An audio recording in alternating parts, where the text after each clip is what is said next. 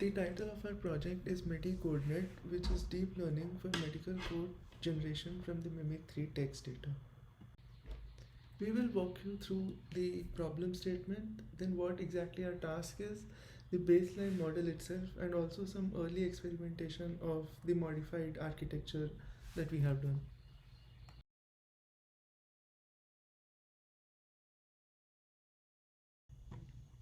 Efficient medical coding from clinical narratives is very important for modern healthcare management.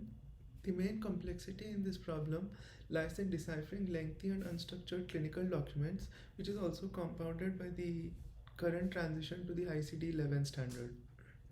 Now, there are several interesting studies which tackle this problem, and one of the most important ones was the discourse net with reconciled embeddings.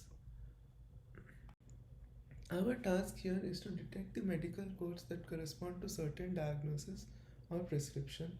This is very important as if we can detect the exact codes that corresponds to the entire diagnosis, then the insurance companies which process these diagnostics to detect or to repay insurance claims can reduce a lot of manual labor on their side.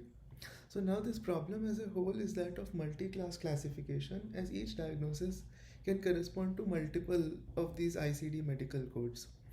Now, some examples are shown here. As we can see that there are certain parts of the sentence which clearly help you identify which medical code the sentence contains. The baseline that we have chosen for this task is the multi-filter residual convolutional neural network, which is also known as multi-res CNN. This is designed to predict the medical codes from clinical narratives. So it starts by converting the input word sequences, which is mentioned in the diagnosis, into word embeddings using the pre-trained word-to-vec.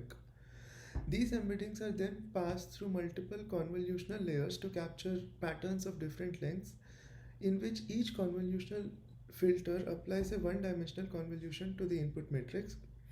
These results are then passed through residual convolution layers consisting of several residual blocks to further extract the hierarchical features. The outputs of these layers are then concatenated and passed through an attention layer. This attention layer, which you can see by the mouse here, is actually also known as the convolutional attention for multi-level classification. So this is a special kind of attention which is used, and then the result is then passed through a pooling layer followed by a sigmoid, and the final loss function we use is the binary cross entropy loss, which is the ideal loss function to use for multi-level classification. These are the results that were obtained by the authors on running the baseline. The authors have clearly given what hyperparameters they had used to run this, followed by their results on the Mimic 3 clean set, which we also use to run our ablations. We can see that their results, these results here are the F1 micro and the F1 macro scores. Their result on this whole dataset is 56.4 for the F1 micro score and 22.9 for the F1 macro score. Coming to the modifications that we have made, the main modification that we have tried is to add self-attention after obtaining the word embeddings. The main reason for this is the convolution filters only help capture local effects of the word embeddings, while the self-attention here helps capture the whole global effect. One drawback of this would make the training a bit slower, as the self-attention kind of does an n-square processing over here. And some other changes that we had made was we replaced these residual blocks with the convex style residual blocks by changing the activation functions as well to GELU. So these are some of the modifications that we have made. This graph shows the F1 macro scores results between our improved baseline and the baseline itself. We can see that our changes help the model perform slightly better.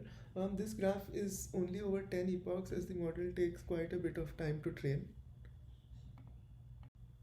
To conclude, we believe that our approach performs better than what the baseline we are evaluating is, because we are able to capture longer range dependencies among the words.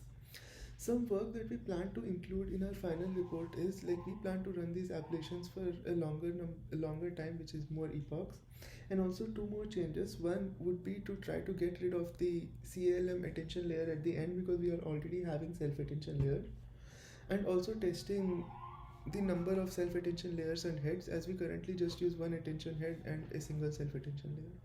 Thank you.